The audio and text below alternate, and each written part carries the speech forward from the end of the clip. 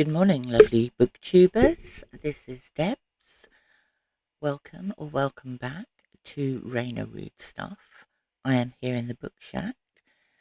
I am going to have a second attempt at filming my weekly wrap up because I filmed it yesterday and it seemed okay, and I uploaded it and published it, and the sound quality was absolutely awful. So I took it down again. We're going to do it all again. So,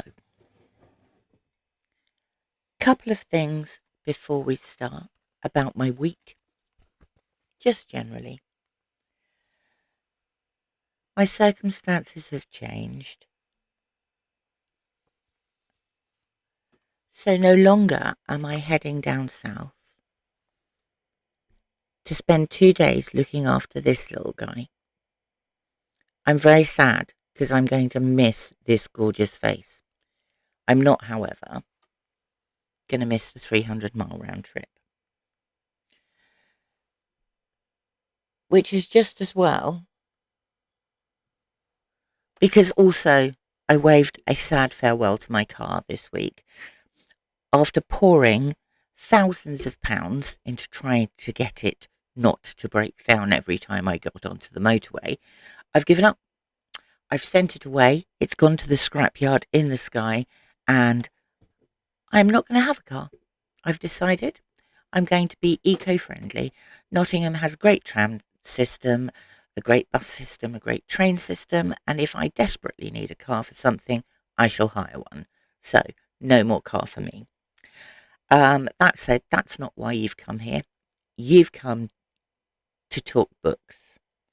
So, what have I read this week? Well, actually, I've had a really good week. I'll start off with a couple of things that I finished off at the end of August.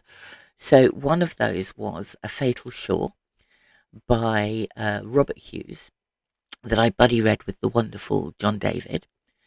And it was about how Australia was set up as a penal colony. I can't say that word. Colony. A penal colony for the UK. And it talked about the ideas behind it, and how it was run, and the sort of people that went there. It was a really good book. It was really accessible, really well written. It threw a load of names at you, which I, even by the end, didn't quite get to grips with. But I would recommend it as a book about how Australia came to be populated by the criminal classes from Britain. I do want to go on to read some more. I want to know what happened between then and Australia now. So I've got a couple of ideas for that. The second thing I read that for Historathon Q3. And the second thing I read for that was this, The French Revolution by William Doyle. It's one of the very short introductions by Oxford University Press. I love these little books. They give you a great overview, and enable you then to go off and dig deeper into areas that you wish to. So I have about 30 of these. I pick them up wherever I can see them. It's also short, so it counts for Shorty September. I'm going to talk about the next ones more in a video later this week. But the wonderful MJ set up a reading group for A Court of Thorns and Roses by Sarah J Maas, because it's one of the 13 books that the state of Utah, in its infinite wisdom, has banned from all schools, all of them, statewide. So I read this. I'm not going to say a huge amount about it because people are still reading it. I read it with the specific intention of trying to find why it was banned. I found a few, like a handful of instances of what could be termed obscene language. And there were a handful of instances of sex between consenting adults that wasn't graphically described at all. So, given that the main character in this is 19, I am guessing that this fantasy romance is aimed at teenage girls, predominantly. These are who are going to be reading this book. I can see no reason why this should be banned. Because of that, we got discussing the other Utah books. So I also read Forever by Judy Blume. This is another one of 13 books. I think there are 6 authors on this list. 5 of them are women. However many authors there are, I might have got that wrong. Only one is male. All the rest are women. Forever by Judy Blume is about sex. It is about teenagers trying to negotiate their way through their first sexual experiences. But it's such a responsible book. It's so responsibly done. I would have loved to have read this book when I was a younger teen, because these were things I wasn't going to ask my parents about. I think this book is valuable, and not in the least offensive. It deals with a very responsible young girl who is trying to decide whether or not she wants to have sex, and does so in an extremely intelligent and responsible way. What's the problem? That wasn't a short book. Now, I read this because I wanted something beautiful, and I know Patrick Leigh Fermour's books are beautiful. I know him through his travel writing, but this is fiction, The Violins of Saint-Jacques, and this is about a man who meets, he's on an Aegean island. He runs into an elderly French woman who is painting, and they get chatting and they get on and they decide to have lunch and they chat some more. He visits her home and he sees a painting, this painting that she's done of the island of Saint-Jacques, which is in the Caribbean, and which is where she spent several years in her late teens and early 20s as a governess for her cousin's children. And it's just beautiful. It's just such a beautifully written book. And you explore her past as they chat, mostly over dinner. The language is delightful, and I loved it. If you enjoyed J.L. Carr's A Month in the Country, you'll enjoy this. This is a book that was recommended to me. Well, the poet was recommended to me by my friend Pat at Book Chat with Pat, and that is Aimless Love by Billy Collins. Absolutely loved this. I was so delighted when I found a couple of Billy Collins books in a Oxfam secondhand bookshop. This takes poems from several of his publications and also has some new ones in there. It was just a breath of fresh air after reading so much trash last month.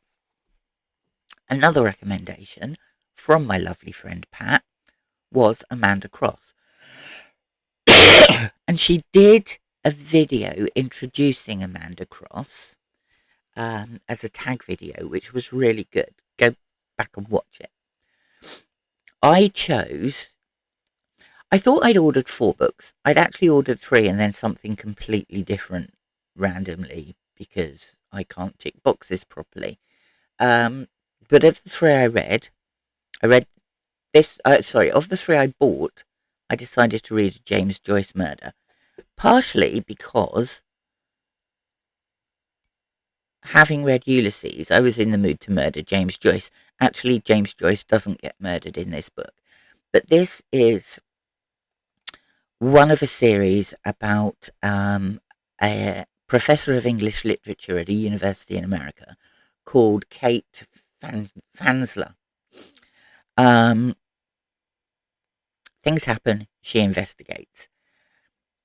What I liked most about this book, I think, was the dialogue, because it's very natural and it's very irreverent when friends are talking together and having banter. She's quite sarcastic. I enjoy that. I loved this book. I loved Kate's character, and I am looking forward to reading the other 2. So, Pat, thanks for those 2 recommendations. Where's my list? Where am I? So, we've done the Historathon one. There are several events going on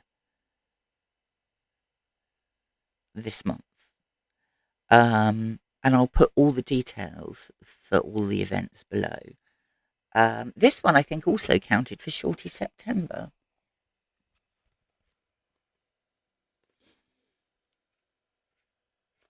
Yeah, about 170 pages.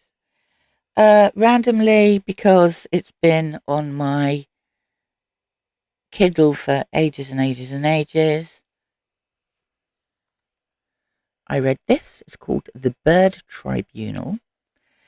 It's by Agnes Ravatn, a Norwegian author. It's translated by Rosie Hedger, who won the English Pen Award for translation. This is a weird one.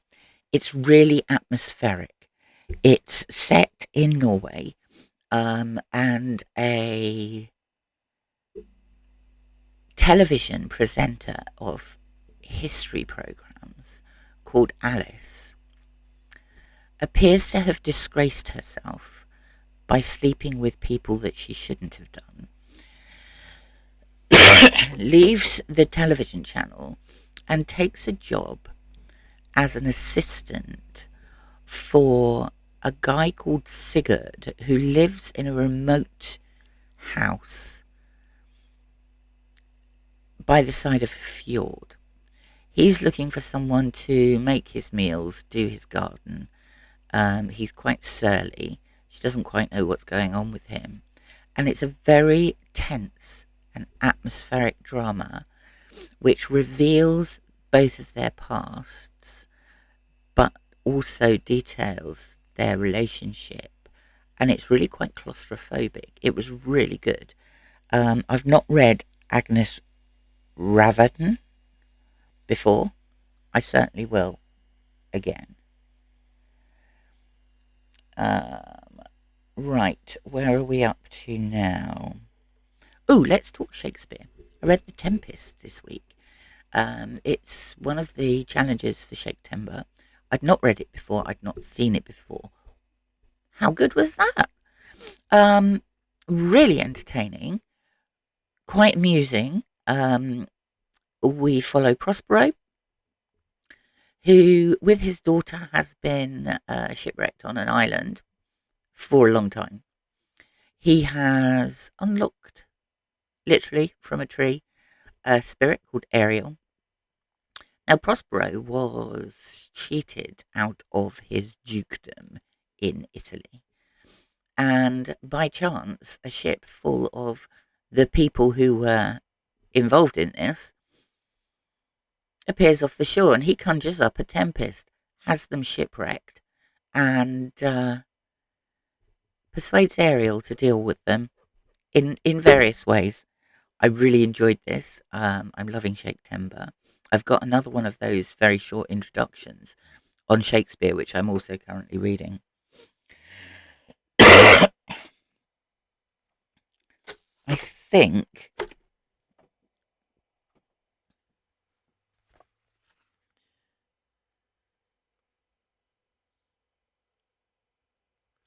yeah, this leads us to a new event framed in September. Now, this isn't for that. All will become clear. You know, I've got a bookcase in the lounge that has the sofa next to it, so I can see all the shelves apart from the bottom one. I can reach the books on them, but I can't quite see them. So I was looking for a book, because I have several, on street photography, and instead I pulled out this, Street Spirit, The Power of Protest and Mischief by Steve Crawshaw. Wow, this is good. This is a book about non-violent protests. And it deals with all sorts of things, like thousands of people in the Balkans holding hands throughout Estonia, Latvia, Lithuania as a protest against their Russian occupation. Um, it includes people in Ukraine sarcastically clapping their president of the time. There's so many different instances of people conducting non-violent protests in the streets around the world, and their success or not, as it may be. Steve Crawshaw is a journalist, and it's just really well written and really interesting. Loved it. Um, but also for framed,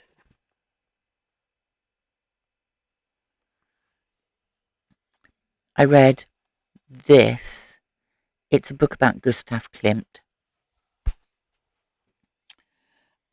It's from delphiclassics.com, and they do a series called Art Masters of Art, I think it's called.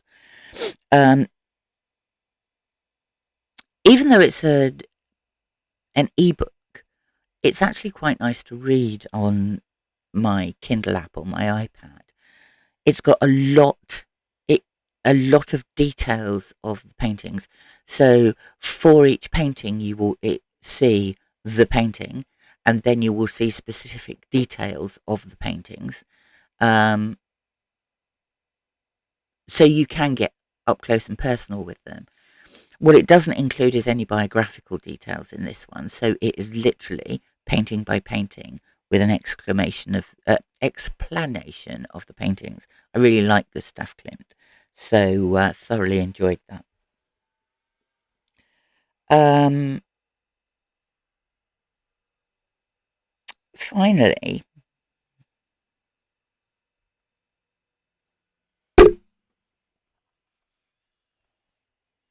I read this, The Art Thief by Michael Finkel. I had never heard of this couple, but these are two of the most prolific art thieves ever. The guy's name was Stefan Breitwieser. He was from, he's French. He's from the Alsace region in France. Um, his girlfriend was called Anne Catherine Klinklaus. And in the mid-1990s, in fact in 1994, Stefan, who had an absolute passion for art, particularly art of the 15th, 16th centuries, 16th, 17th centuries, decided he wanted some and started stealing it. And they stole from small museums and galleries, churches, bigger museums, for years and years. about 7 or 8 years. Now, during this time, they were stealing on 3 weekends out of 4 every month. And Stefan was going off and stealing on his own during the week because Anne Catherine was working. Stefan was unemployed and lived with his mother, and him and Anne Catherine occupied the loft. He didn't steal to make money. He stole because he wanted to look at the objects. And by the time he was actually properly caught, he had an estimated $2 billion, not million, billion dollars worth of art in this attic room. And they included things like one time he walked into a church. No one was there. He walked out with a 4.5 foot, 150 kilogram statue, which he put in the boot of his car, drove away, took upstairs, and put in his attic room. Now, when he was finally caught properly, it took a long time because he was stealing throughout Switzerland, France, Germany, Belgium, Austria. None of the art police in those countries were talking to each other at that time. They hadn't connected all the crimes. But when he was caught and he was in jail awaiting trial, his mother destroyed some of the art. She took something like 120 objects, statues. He had weapons, he had musical instruments, and dumped them in a canal. And then she took paintings, many paintings, and burnt them in the woods. Hundreds of years old culture destroyed because she thought it would stop him going to jail. It didn't stop him going to jail. He's an absolute kleptomaniac. He's been jailed several times now, but it was a really interesting book. And so many artifacts were destroyed. The ones in the canal, the majority of them they got back. And a fair few of them were able to be properly restored and returned to their proper owners. But staggering what this guy did. So, this week has involved